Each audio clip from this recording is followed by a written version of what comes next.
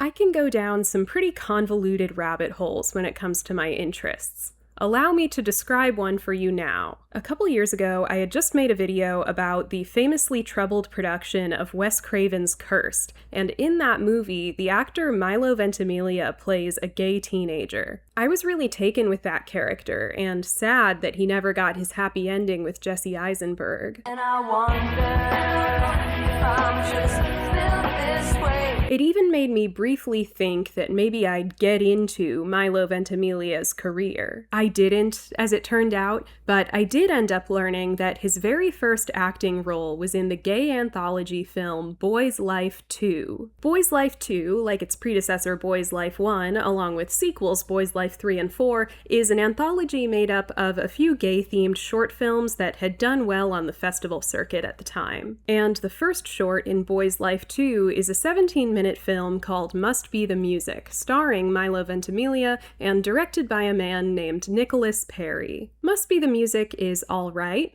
It looks nice and features a few promising performances from the up-and-coming actors, but it's not perfect. There are a couple dropped threads in the film, characters and arcs that are introduced and then go nowhere, and the story overall, while cute, leaves you wondering why. There's not much of a thematic purpose to the film. Now, at the time, when I learned of Boy's Life 2, I could not find it streaming anywhere, but when I searched for it online, I found another movie, a feature film by the same director, Nickolas Perry, a film by the name of Speedway Junky.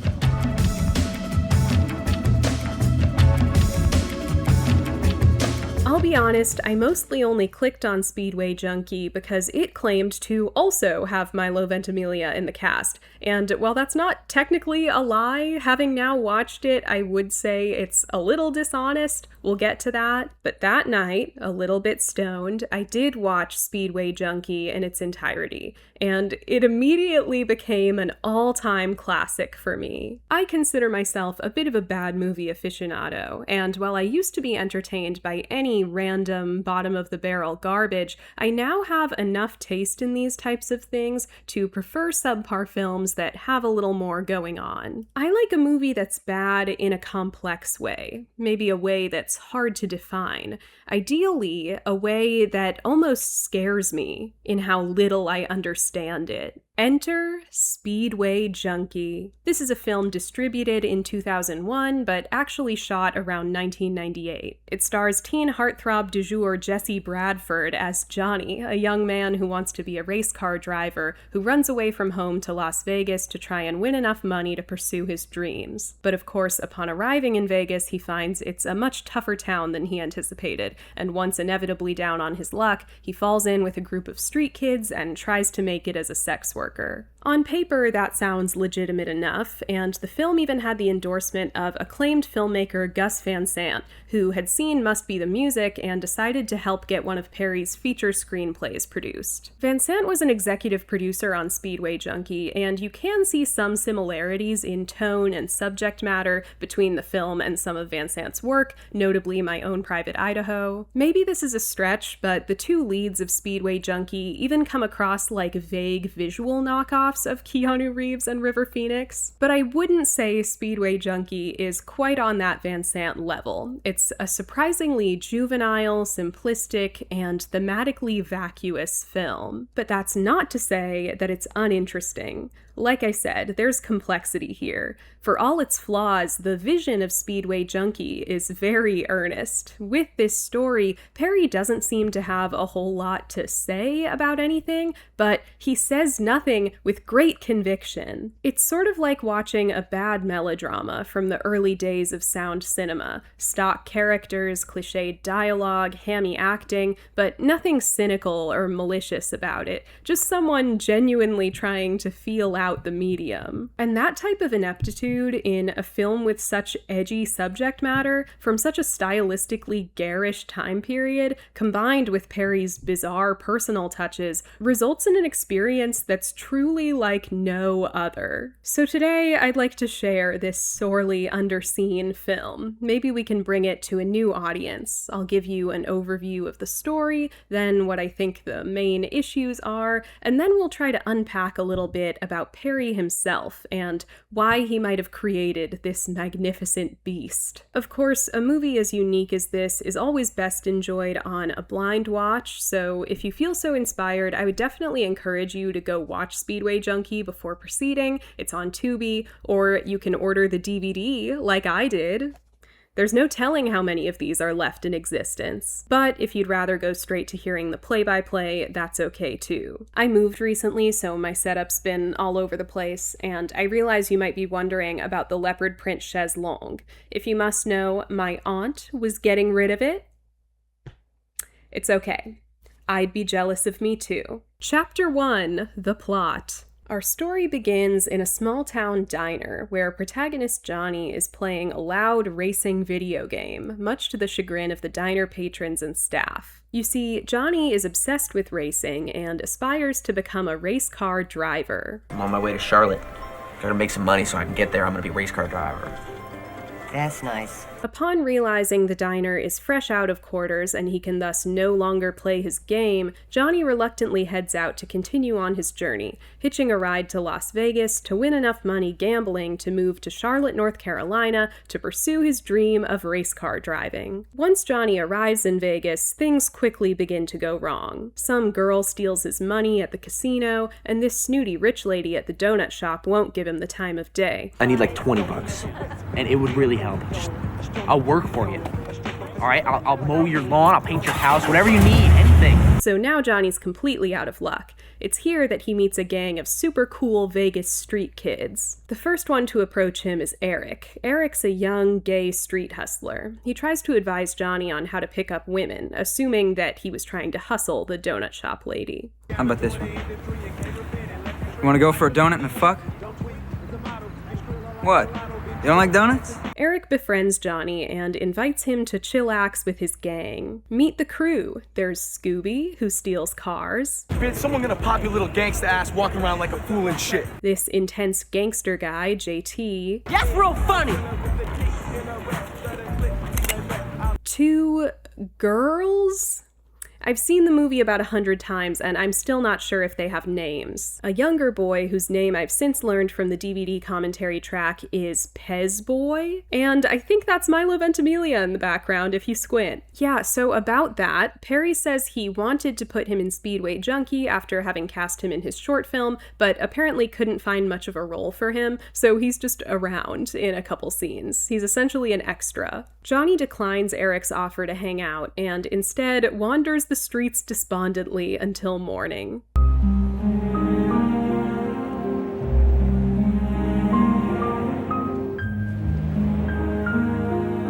On the strip in the cold light of day, the most obvious creepy predator ever picks up Johnny, offering to buy him breakfast. Johnny, being an idiot, accepts and naively makes conversation with creepy guy. I live in Henderson.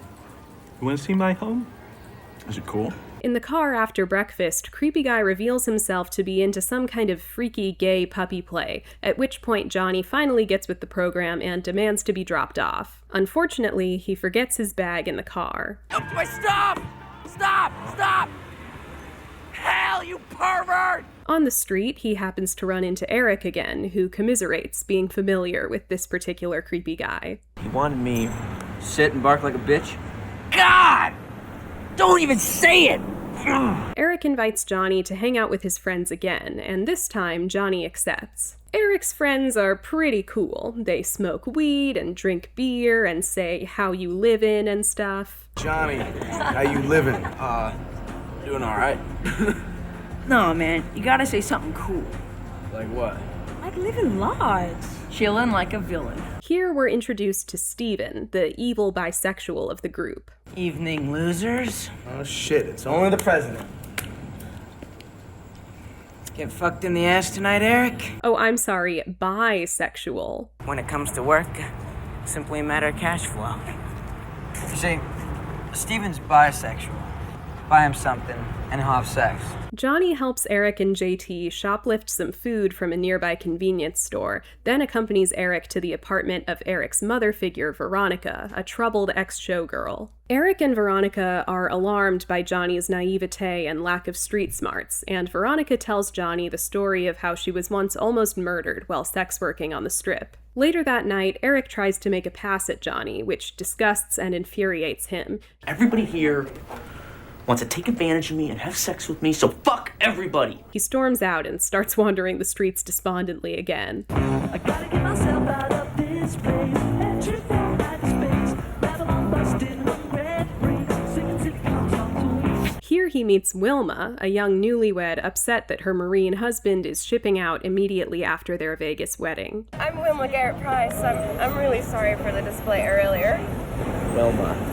Like the Flintstones. Wilma invites Johnny back to her hotel room and almost sleeps with him, but they're discovered by her Marine husband, who beats Johnny within an inch of his life and throws him out a window. Johnny dreams that he's back in his bedroom at home, his mother cooking him breakfast, but he soon realizes that he isn't at home. He's in Eric's depressing one-room apartment. Eric found Johnny wounded outside the hotel and has been nursing him back to health for a couple of days. Moved by Eric's kindness, Johnny forgives him for being gay and agrees to stay with Eric while he looks for work in Vegas. One night, Eric and Steven try to advise Johnny on how to hustle women. They happen upon JT, who is on the run from the cops. Hey, what's up, dude? Hey, hold this.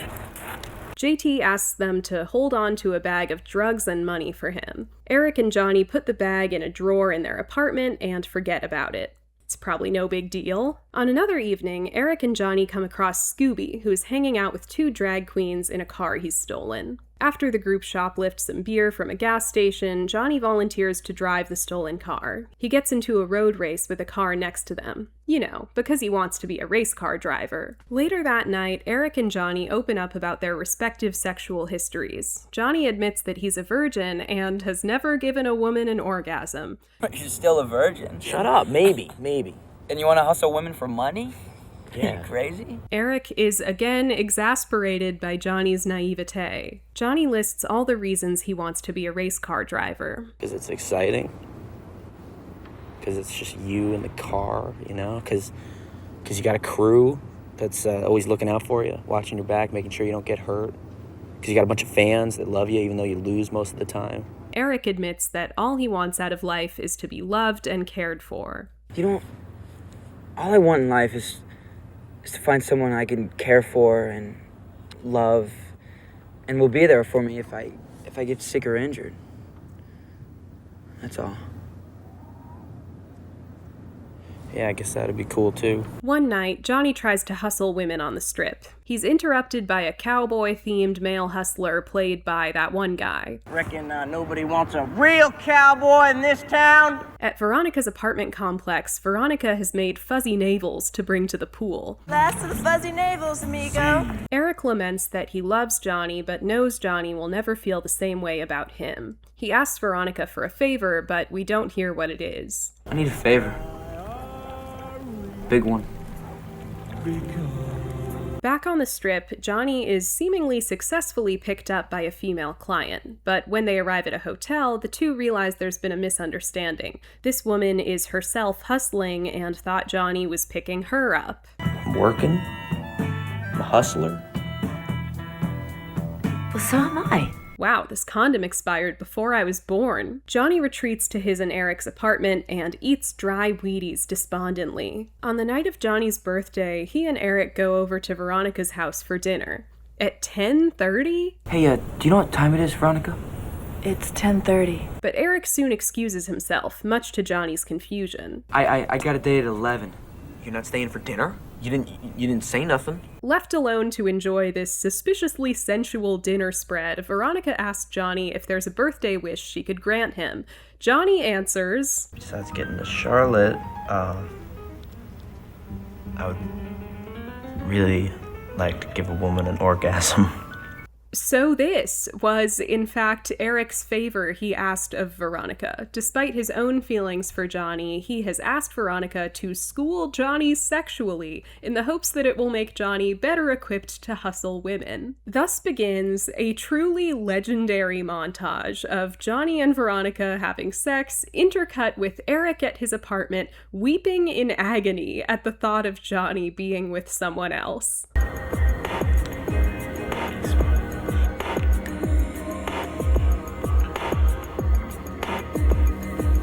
But Eric's plan seems to work, because a few nights later, while Eric, Johnny, and Steven are walking down the strip, a Jeep full of hotties pulls up, who request Johnny's services specifically for their quote-unquote wild sex party. You wanna go have a wild sex party? Eric and Steven end up at a crowded nightclub. A group of generic thug characters come and rough up Steven and threaten him vaguely with what will happen should he not repay their money. Just won't pay my brother's money cause I'm tired of floating on your shit. This is the first mention of this. We don't get any details. Don't worry about it. It's a means to an end. We just need to establish that Steven owes someone money and is desperate to pay it back. Johnny reunites with Eric and they decide to go to a house party with Scooby and the gang. Yeah, Daddy's home! Johnny tells Eric excitedly that he was paid handsomely for the wild sex party and assures him that he intends to pay him back for all of his generosity. He tells Eric that he's the best friend Johnny's ever had. Nobody else would have done that for me. Best friend I ever had. Elsewhere in the party, Milo Ventimiglia tells some guy that he's gotta check out this fucking staircase behind the new hotel and shit, and the guy tells him in return that his girl don't even let him out anymore. So, dude, this fucking staircase behind the new hotel and shit? Should have been there. My girl don't even let me out anymore. Johnny flirts with one of the girls in the group, who will never be a part of the story again after this. Johnny peruses Scooby's CD collection, finds one of his dad's favorite country albums, and insists on playing it. He even gives everyone a little lesson in line dancing. Oh, no, yo, hurry, turn this shit off, yo. Oh, cowboy. A few days later, Johnny finds Steven waiting outside his and Eric's apartment. Steven is anxious to get Johnny to join him for a gay trick that requires 2 male hustlers. Johnny is reluctant to do gay shit, but is eventually swayed by the promise of a large payday. However, on the way out, he finds Eric and realizes that it's Eric's birthday. He tells Steven that he's changed his mind as he wants to spend time with Eric on his birthday. I'm staying. It's his birthday. Steven, desperate for money to repay those bad guys, is furious that Johnny's backing out. He storms off. Fucking losers. Eric tells Johnny that he should have gone and gotten paid. Johnny is annoyed by Eric giving him the cold shoulder. They have a confrontation in which Eric admits that he's pushing Johnny away because he fears Johnny won't want anything to do with him upon learning that Eric loves him. Why are you fucking acting like this? Cause it's my birthday.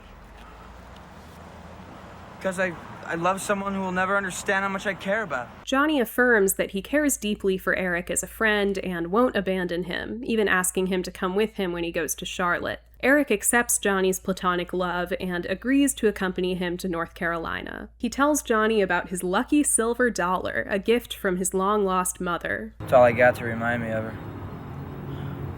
Brings me good luck. The two leave to celebrate Eric's birthday at the bowling alley.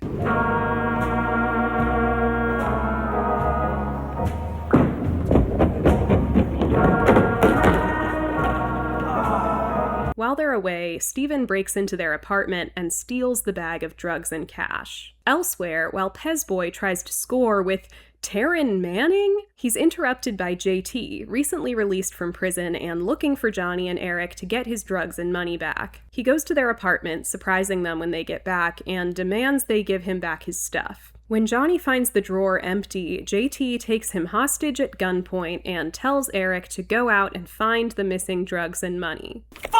Fuck out of here, bitch!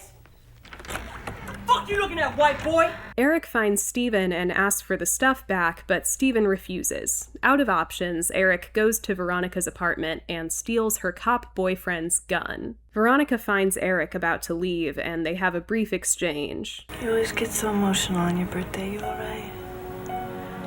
Yeah.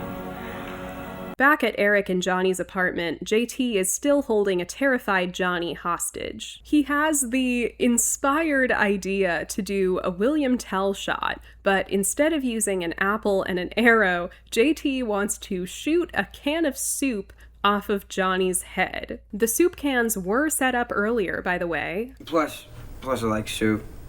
I mean, soup's a bomb. Very healthy. Chekhov's cans of soup. Now that's what I call good writing. Eric walks into his apartment the moment after JT has shot a can of tomato soup off of Johnny's head. So naturally, Eric takes in this scene and assumes the worst.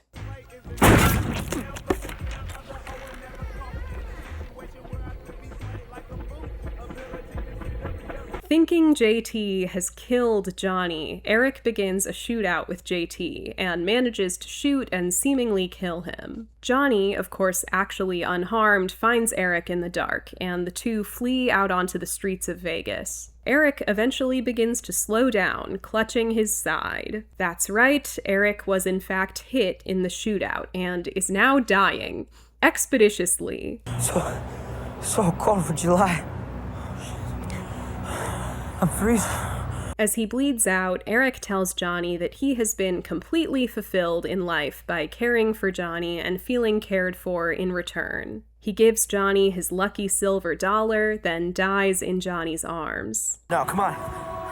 Come on. Come on. Eric, no, I need you. Come on.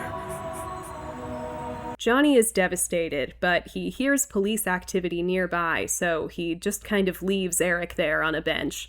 R.I.P. Bloodied and traumatized, Johnny wanders the streets despondently one last time. In fact, this time he's so despondent that the world has turned black and white. He eventually reaches the bus station, but doesn't have enough money for a ticket. He sees a row of slot machines in the station and decides to try his luck one final time using the only money he has left, Eric's silver dollar. He plays and wins enough money to buy a ticket to Charlotte, North Carolina. We cut to 1 year later. Veronica is working as a cocktail waitress at a betting parlor where patrons are betting on race car driving. She glances at the TVs on the wall and does a double take. Helping out on the pit crew of one of the racers is Johnny. Veronica becomes emotional as she realizes that Johnny really did make it to Charlotte and start on the path to following his dreams. We cut briefly to the actual racetrack where Johnny's boss congratulates him on his work.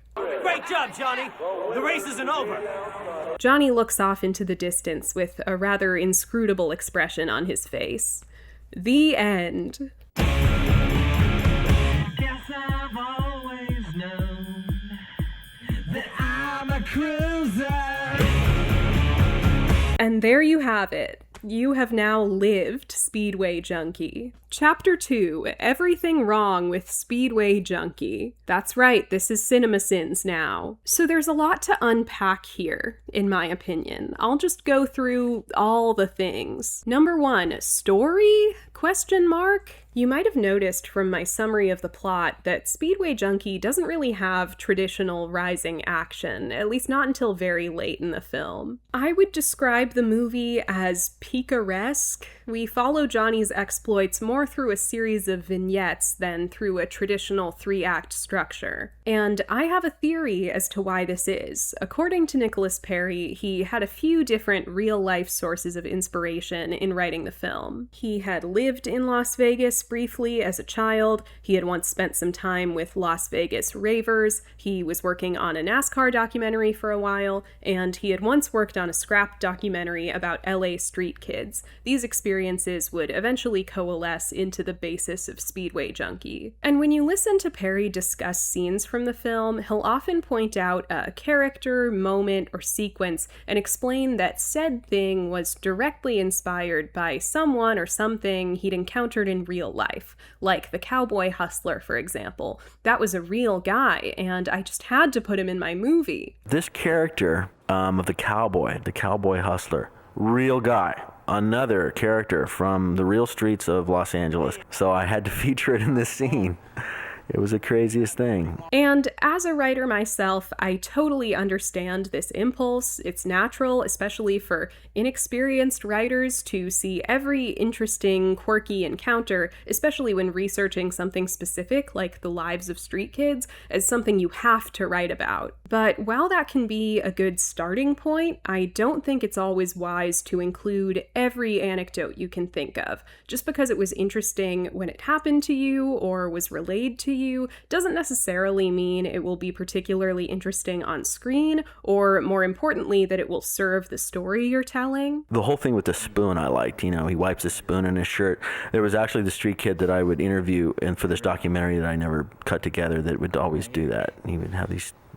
He was always really generous, and he would give, like, he would have plastic cutlery in his pocket all the time and offer it to people and always wipe it on his shirt first. And this is almost verbatim a story that was told to me by this girl. As a result, in Speedway Junky, rather than focusing on a coherent journey for our protagonist, much of the runtime is just this rambling tour through all these random scenarios and characters that are largely superfluous. It doesn't help that we have the protagonist that we do. Number 2, Johnny himself. Johnny is a frustrating protagonist, to say the least. He's incredibly naive, he seems to have zero survival instincts, he makes the worst possible choices at every turn, he's largely oblivious to the thoughts and feelings of those around him. More than anything, he is painfully, unyieldingly stupid. His only question, when an obviously creepy older man invites him back to his house, is it cool? I live in Henderson. You want to see my home? Is it cool? He's shallow and boring. Just listen to his list of reasons for wanting to be a race car driver. Because it's exciting. Because it's just you in the car, you know? Because you got a crew that's always looking out for you, watching your back, making sure you don't get hurt. Because you got a bunch of fans that love you even though you lose most of the time. Because you make lots of money so you can help out the people you care for. Because you can't be a flake. They're not bad reasons exactly, but there's an emptiness to them. This is supposedly Johnny's greatest, deepest desire in life, and all of the motivations behind it are so superficial. You could do something thematically with a character wanting to be a race car driver. You could use that to build characterization. Maybe Johnny wants to race cars because he's trying to run away from something in his life. Maybe it's because it's dangerous and he's self-destructive. That could help justify why he makes such dumb decisions all the time. But the film didn't choose to do anything like that. Johnny just wants to race cars because it's exciting, because you can make a lot of money doing it, because you'll have fans that love you. You might be hearing all of this and thinking that it's normal for a protagonist to be highly flawed, to be naive, to make bad choices, because they'll change and grow throughout the story. And normally I'd agree with you, but the problem is that Johnny doesn't really change and grow. His life changes materially, he finds some success at hustling, his friend dies, he makes it to Charlotte, but these are all external things. You don't really see a change in him internally. He comes out of his shell a little socially, but he doesn't seem to gain much by way of street smarts. He stays pretty naive and obtuse throughout it all. I think there's supposed to be a loss of innocence with witnessing Eric's death, but I don't think it's effectively communicated because we don't really see it. Johnny just rides away and gets a job on a pit crew. We don't hear or see any more from him. We don't know how he's feeling, how the events of the film have changed him, if at all. I don't want to say any of this is Jesse Bradford's fault. I liked him fine in Bring It On and Hackers and Merry Kiss Cam. Are you from here? I've never seen you before. I take it you know all of your customers? What brings you out tonight? So many questions. I'll stop. It's fine. But I will say he doesn't exactly add much interiority to the character through his performance. Like maybe an actor who could really portray a lot going on the inside could have salvaged this character a little, and I don't think Bradford was quite the right type for that. But it could also definitely be a direction problem, to be fair. All that being said, don't get me wrong, Johnny being a cringe fail protagonist is one of my favorite things about the movie. It's a big part of what gives Speedway Junky its identity. Wilma, like the Flintstones. Watch this movie and you will spend the whole time yelling at the screen at stupid Johnny and his stupid life. Number 3, stereotypes. I can't help but notice that Nickolas Perry seems to deal mostly in stereotypes. Much of the cast are essentially Hollywood stock characters. Naive small-town boy trying to make it in the big city, sensitive street kid who's been forced to grow up too fast, wounded but sexually intriguing ex-junkie sex worker. At the very least, this tendency makes the film seem superficial and amateurish,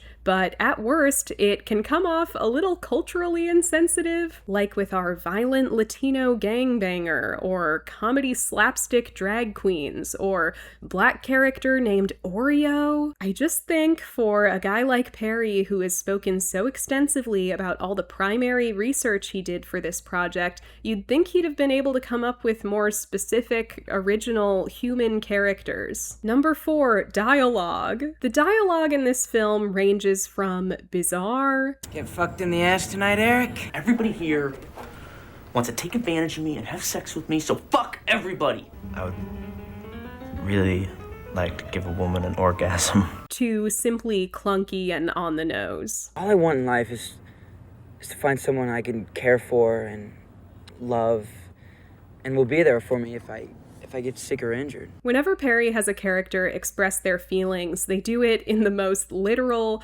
artless way possible. There's no subtlety. This is especially true of Eric. This time it's worse because I know I'll never get him.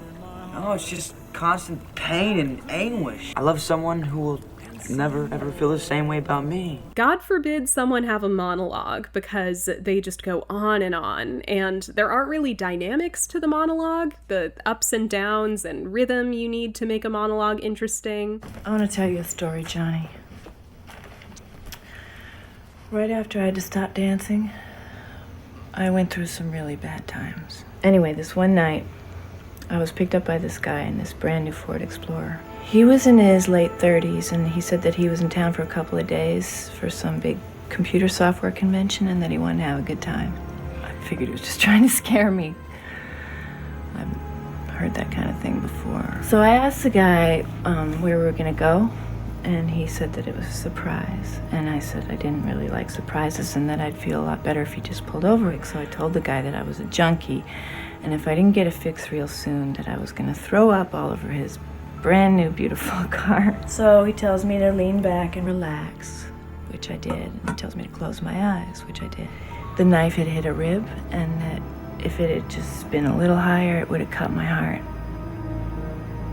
I figured the guy missed because he was drunk. A good actor can provide some of that, but you need some of it on the page as well, in my opinion. On a related note, number 5, the performances. I think everyone in this movie makes a commendable effort. I think they're all trying, and some of them succeed. Daryl Hannah is fine, she's a professional, and like I said, it's kind of a stock character, so it doesn't require all that much from her. Jordan Brower is probably the standout. He has a kind of ease on camera and this quiet sensitivity that really sells the character of Eric, I would say. He was only 16 when they shot the movie, and apparently got into acting pretty much by accident, so I find it all the more impressive. But others are not so lucky. Jesse Bradford, like I said, I have liked him in other things, but I suspect maybe both actor and director were struggling with exactly who and what Johnny was supposed to be. The writing of the character, plus the weird dialogue, plus the confused performance, results in this oafish, bewildered, mercurial quality to Johnny. God! Don't even say it! Fucking robbed! Ow! Stop! Stop! Stop! Hell, you pervert! I'm working. I'm a hustler. I can't deny that it's somewhat magnetic, but I also wouldn't call it good in the traditional sense. My mom makes the best waffles. First, takes a layer of batter, puts it in the grill, right? Takes a layer of peanut butter, puts that on top. Another layer of batter, closes it up, When it comes out, it's all crispy on the outside, but it's like gooey and peanut buttery on the inside. Fans of 90s television may have noticed that evil bisexual Steven is played by Jonathan Taylor Thomas. I personally wasn't very familiar with Thomas. Home Improvement was before my time, and it doesn't seem to have carried much relevance into the 21st century, but at the time, it seems like he was a pretty familiar face. And people involved with the film made a big deal of the idea of Thomas, who had this wholesome, all-American kid image doing a gritty, edgy role like this. Does he pull it off? I would have to say no. Evening, losers. Poor 17-year-old Jonathan Taylor Thomas seems to have thought that the best way to make himself sound tough would be to put on like a 1930s gangster affect. Need to change the scenery, thinking about heading back to La La Land. But this bullshit with the local law enforcement is seriously cutting down on my disposable income. Bless him. He sounds like he's auditioning for Newsies. It doesn't help that they've styled him in all these ill-fitting fancy shirts and the spiky hair. He just looks and sounds like a dork. I'm sorry. He's not convincing as an intimidating, hardened street kid. That part where he's at the club and the thug guys lift him up to threaten him, you know who he reminds me of? Spritle.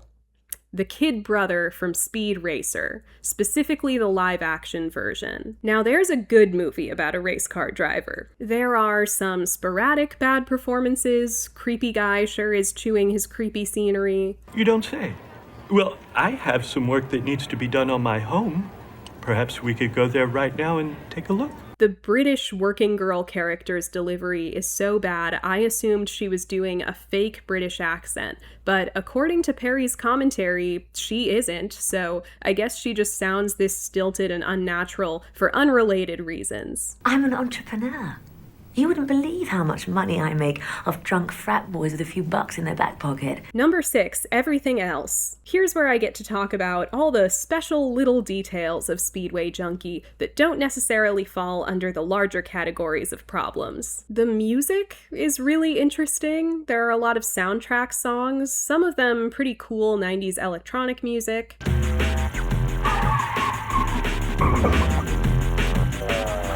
Then there's this one song playing as Johnny walks down the strip that I really want to identify and find because it gets stuck in my head sometimes just from this little snippet, but for the life of me, I can't find it. I gotta get myself out of this place. Entry down outer space. Babylon busted, red rings, singing sitcom songs. I've Shazammed it, I've individually searched for every song listed in the film's credits, and I've still got nothing. If anyone watching happens to know what song this is, please let me know. But the score of the movie is what gets me. I've probably already played some clips emphasizing the over-the-top sad music cues.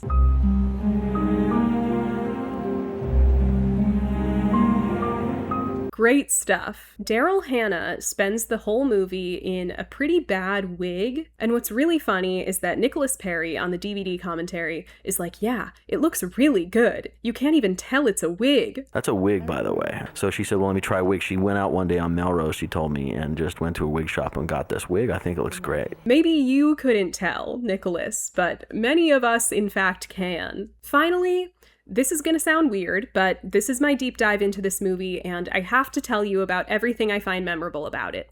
Jesse Bradford, throughout the entire movie, has greasy lips. It is constant.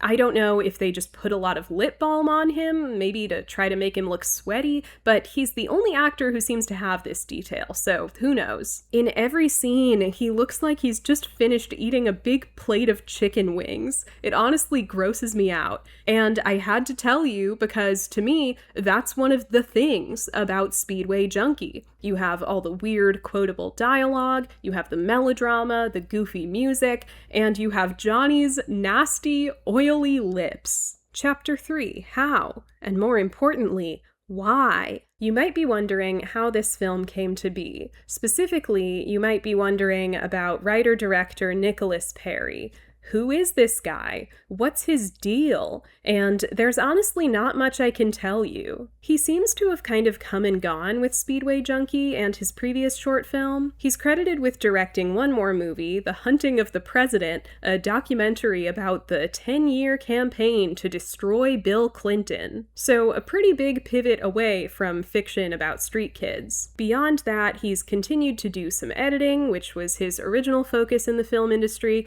but his last listed credit on IMDb is from 2013, so it's hard to say if he's even still active. There's not a lot of information about him available on the internet. One of the more detailed biographies of him I could find was on this archived website for The Hunting of the President. He was an Army Ranger, which seems to have been pretty influential on his work. He started making films while still in the Army, and even started a society for soldiers interested in filmmaking. He's included military details in some of his films, including Speedway Junky. He mentions on the DVD commentary that both the Marine who beats up Johnny and Johnny's background as an Army brat were inspired by his own military experience. There's a lot of military references in all my films. I was in the military for 4 years. I was an Army Ranger in the 80s.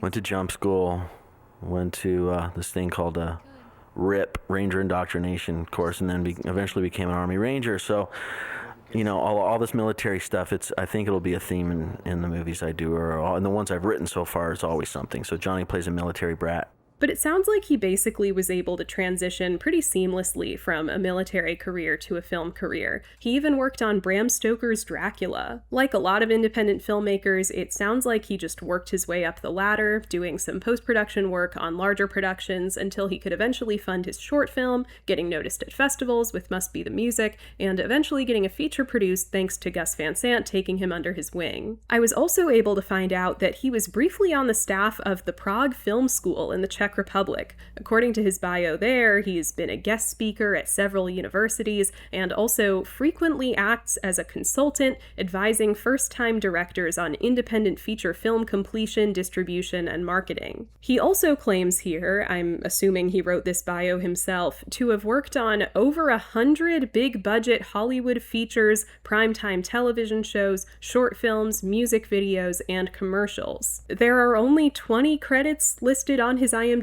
so I'm not sure what happened to the other 80 plus. I'm not calling him a liar or anything. I just wish I had more information on exactly what he'd worked on and in what capacity. This whole blurb is a little fluffed, I must say. He claims to have been Francis Ford Coppola's assistant on Bram Stoker's Dracula. From what I can tell, he was an uncredited post-production assistant, which, while being totally respectable, I don't think is quite the same thing as being Francis Ford Coppola's assistant. But that's about it. He's on Facebook, but there's not much useful information on his public page, and he still hasn't responded to my friend request. So because of the dearth of information about the guy and about his intentions with Speedway Junky in particular, early on into my interest in the film, I decided to purchase the DVD so that I could hear his commentary track. And somehow, this only made things more confusing. I don't know what I expected. I guess with how weird I perceived this film to be, I thought that maybe there was a Tommy Wiseau or Neil Breen style figure behind this thing,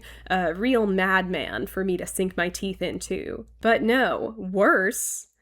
Perry just kind of sounded like a normal guy. This is Nickolas Perry, the writer-director of Speedway Junky. I'd like to thank you for joining me for this little trip, watching the movie and listening to me babble for a little while. This actually makes me feel way crazier than if he'd been a deranged weirdo freak. Yeah, it was quite a struggle to get it made, and it took a while for it to come out. It premiered at the 1999 Berlin Film Festival, played in festivals for a year, and eventually got released in theaters in late summer of 2001, so it was quite a journey. Because the film is so odd, the point of view so surreal, hearing this guy talk about it in this down-to-earth, practical way is kind of maddening. I feel like he's gaslighting me into thinking this is a normal movie. Honestly, the commentary isn't very good. Perry falls into the trappings that I think a lot of filmmakers, especially newbie filmmakers, do in commentaries or Q&As, which is thinking that every little uninteresting production detail is worth recounting. This was shot in the middle of the daytime. I remember it was was so hot inside. We had to black it out to make it look like night. A race car driver on the box named Ricky Rudd, whose management or whatever gave us authorization to use him. It's hard to see in the film. Her hair looks black, but actually it's red. Dark red. There's a lot of this shot was really hard to execute for boring practical reasons, or this background actor was in blank. The producers actually got a crane. They actually drove this huge crane to put the camera on out, but for some reason they couldn't get it up on these gravel and rocks. So here's this huge crane. It was going to be my first kind of crane shot. It was going to be awesome. That they couldn't physically drive this thing up. It kept falling, slipping and sliding. So this big expensive crane they paid for was rendered useless. Perry unfortunately does not provide much insight into why he wanted to tell this story, his writing process, what the story meant to him, what the point of it all was, which was really what I wanted to know. The biggest insight into the production is that the film was hard to shoot. Mostly night shoots, a lot of budget constraints, a lot of stolen shots, meaning shooting on locations they hadn't obtained permissions for, but all of this is true of a lot of independent films, so I don't find it that novel or that interesting to hear about. There's this great moment where he's discussing how he did one scene in one uninterrupted take, and he's kind of humble bragging the whole time about how he did this out of necessity. He's not like all those other filmmakers who do one-ers just to show it off. We didn't have time. I mean, it was so long. There was so much dialogue. I didn't have time to do all the setups and cover their all their angles. So I just said, screw it. Let's just do a long Steadicam shot. This will be my one long Steadicam shot. It's kind of a thing with new filmmakers. Everybody tries to make the longest Steadicam shot. Paul Thomas Anderson, he always tries to do that, and like in this first movie. These incredible Steadicam shots that go on for days and days and days. You're always trying, I can have a Steadicam go on for days. Yeah, that pretentious douchebag, PTA. Good thing nothing ever became of that guy. Perhaps the biggest insight into Perry himself is that he's not a very good storyteller. I'll just speak a little bit how the story, I came up with the story of Speedway Junky. It actually started on a Halloween night. In Los Angeles, I was working on a documentary of NASCAR. And at the time, as an assistant editor, I worked as an editor and assistant. So my whole life at this time was NASCAR and stock car racing, which I thought was really cool. I didn't really know much about. And it was Halloween night, which in Hollywood gets to be kind of a crazy situation. And I wasn't really up to the task of partying that night after working on all this NASCAR stuff. So I took a trip to Las Vegas, literally finished work, drove out to the desert, and ended up at this club called Utopia, which is featured in the movie. And there was this whole kind of rave thing going on, which I had made a previous movie called Must Be the Music that's out of a film called Boys Life 2 about a bunch of ravers, and it's kind of what I was into at the time. My roommates were DJs and promoters, and I was really into the LA racing, so this club Utopia was really it seemed like something that was in LA, but it was in Vegas, and it was kind of a cool scene. So I hung out at this place, met some people, some kind of local Vegas ravers, and hung out all night. And by the end of the night, I remember sitting there on the strip when the sun was coming up and having this idea of like, hey, why not put kind of a movie about local kids in Vegas, kind of their life, with a main character that wants to be a race car driver, traveling to Vegas, meets these people. And in particular, this street kid who I'd written another script years before called Degenerate Youth about a LA hustler. Kind of married those ideas together, and then we ended up with Speedway Junky, which I wrote in about 3 weeks. We had a deal a couple months after that. So that's basically how the idea got started. Like, as much as I was still left wanting more information about Perry's perspective here, I do think this fact alone explains a lot of it. He doesn't seem to really understand what about the film might interest or not interest people. I would say he shows a general lack of awareness on the track. There are several moments where he just seems a little clueless about everything. Early on, when this girl jacks Johnny's money, Perry mentions that he was originally going to have Johnny meet that girl again later in the film and beat her up. And we had another scene later on where he meets her again and then beats her up for it, which I think you'll get the chance of seeing some of the behind-the-scene footage of that in the behind-the-scene footage that's probably going to be included in this DVD. But we ended up cutting the scene where he beats the girl up that he was playing the slot machine with. And he does not explain why they cut this or acknowledge why having our sympathetic young protagonist beat up a girl in the middle of the movie may have been off-putting for viewers. He, at various points, expresses incredulity at audiences' pretty predictable reactions to the film, as if he just didn't anticipate these things at all. He's surprised that the film was popular with gay audiences because he saw it as a crossover from a straight perspective. My instincts were okay because I never realized how much this movie was going to be kind of looked at by the gay community and by gay film festivals. And because of the gay character, it alienated, I think, a lot of straight audiences. So it's kind of a weird movie in that when I originally wrote it, I always felt it was going to be a crossover. I thought it was going to be a crossover from the straight perspective. I thought